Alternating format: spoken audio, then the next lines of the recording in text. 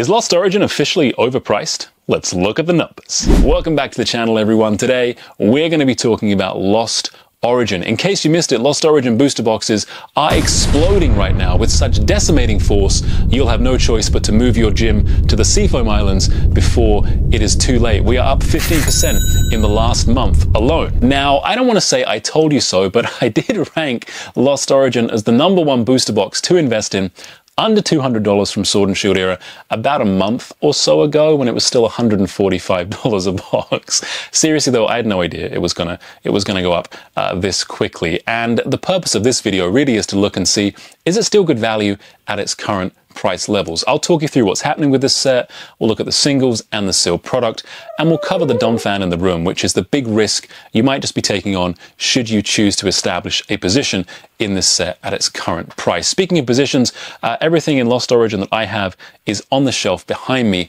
The 2 Giratina I am looking after for an awesome friend. When am I going to have a chance to shoot a video with 2 Giratina again? I thought, so I might as well take advantage of it. So, Lost Origin, it came out September 9th, 2022. It is the 11th main expansion of Sword and Shield era. In terms of the TCG, this set reintroduced cards that interact with the Lost Zone, and overall this set was incredibly well received. People loved it. Why is it going up so much right now? Well, first of all, it is tax return time. When people have a little bit of disposable income from a tax return, they tend to spend it on disposable things like Pokemon cards. Secondly, there is huge hype around this set. Everywhere I turn in the Pokemon investment space, it is your last chance to invest in Sword and Shield before your legs fall off. Giovanni is going to buy up all of the stock, your head is going to explode, you will be destitute if you do not go and buy up as many booster boxes, especially of Lost Origin, as you can before it is too late. The FOMO is real on this stuff for sure. The top chase card in the set, which we will get to in a little bit, it is surging, and also this set is really rebounding strongly from a reprint. Like, it's about a year on from what was a fairly large reprint. And guys, don't get in my back. I don't get the Millennium print logs. They don't send me all the cards they printed every quarter, but it's pretty obvious what happened with this set. I mean, look, it fell off a cliff in April last year, and then it's starting to recover again. Bear in mind though, it's still in stock on PokemonCenter.com. It is still readily available on Pokemon Center, which seems to be the catalyst for a lot of these modern sets to start going bananas. I know people don't really like to buy from Pokemon Center that much because, I mean, let's face it, they pack your stuff in like a shoebox with a loose string, like no packaging or anything. Like they have zero customer service, zero regard for the collectors and investors of sealed product who want a pristine box, heaven forbid, to arrive at their doorstep. No, they seem to have some kind of disdain for us. I don't know what the deal is there. Look, the fact that it's going so high on the secondary market is only a good thing, a good indicator, again, of just how popular and well-liked this set is. From a sales volume standpoint, eBay.com sales, a couple of every day, right, which is pretty standard for these modern sets.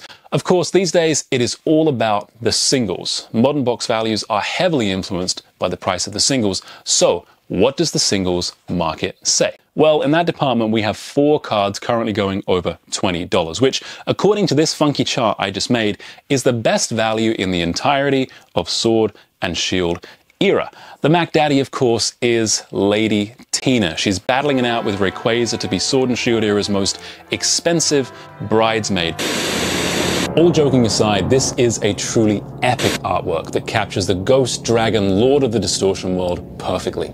It is up a whopping 11% for the last month. It is also highly playable in the Lost Zone deck, and while I know most average players, they won't be able to afford to put 3 of this in their deck, they'll opt for the slightly less expensive full art, it is still one of the ultimate chase cards from Sword and Shield era. The only worry, if you can call it that I have with this one, is that the playability hurts it when rotation ends. In total, this card is about 40% of Lost Origin as an entire set's value. So if it tanks, then you can expect the booster box prices to take a hit in the short term as well. There are 3 other cards over $20 in this set. We've got Aerodactyl, which I friggin' love it. It's down 23% year over year, but that represents great value to me, great buying point. I own it in 10 because it's just a gorgeous, gorgeous card.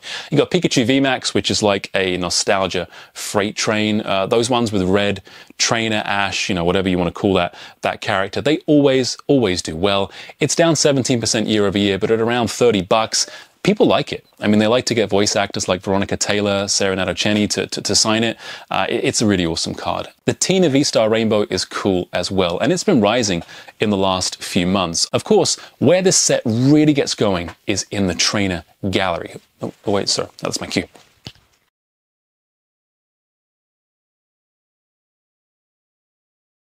Sorry about that, guys. So where things really get going is in the trainer gallery. I think Lost Origin, hands down, has the best trainer gallery in the whole of Sword and Shield era. You've got some top S-tier Pokemon in here in Charizard.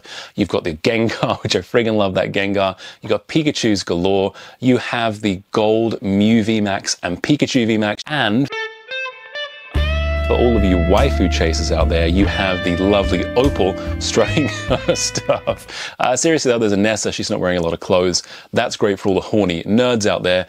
It is a deep set in terms of art, fan favorites, and a trainer gallery just packed full of nostalgia and Easter eggs. And by the way, it's worth noting that the pull rates are pretty tough too. 1 in 2,134 for that Rainbow Tina. Ouch. So that's singles. What about the sealed? We covered off the booster box at the top of the video, but I just want to give you my 5-year price target. I'm bullish on Lost Origin.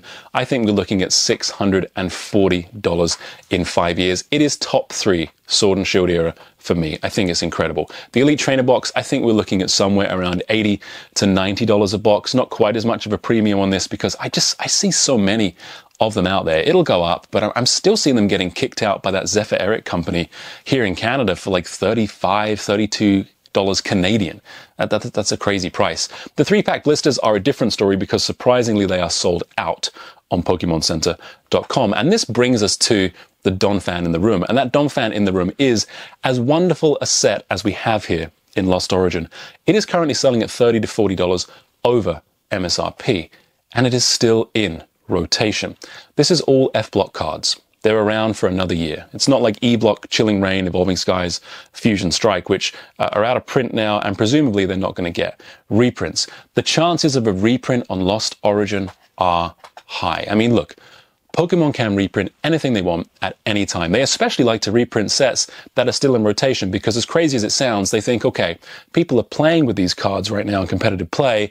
They're sold out, and we should probably make more and make a bunch load of money. That's probably going to be their line of thinking. Last time the reprints came, the booster box price tanked by 30%. I showed you that. It took the better part of a year to recover. So if you're someone who wants to maybe buy this box and think, yeah, it's going up like crazy, in 6 months I'll flip it around for like $50, $100 profit, that's an incredible risk to take on right now, because if there is a reprint, then you're in sticky situations. And that brings us to our verdict. Yes, this is top 3 Sword and Shield era all the way. It's my best value pick from the booster boxes in that era as well. However, we are starting to get into slightly overpriced and overhyped territory. You can still buy it on PokemonCenter.com if you're happy to risk the packaging problems. And if you hunt around, I'm sure you can find a deal that's even better than that. Considering the other investments that you could be making right now, like Japanese 151, for example, continues to come down, I just think there are better investments out there to spend your money on. So you have to think long and hard about your timelines, your time horizon when you're investing, and your risk tolerance, and really how far, the budget you have to spend is going to be going at this present time, because you can't buy everything that's out there all the time. Whatever you do though, guys, please don't FOMO on this set. Don't go crazy and overpay because you see it going up. That's a recipe for disaster. Until next time, take it easy.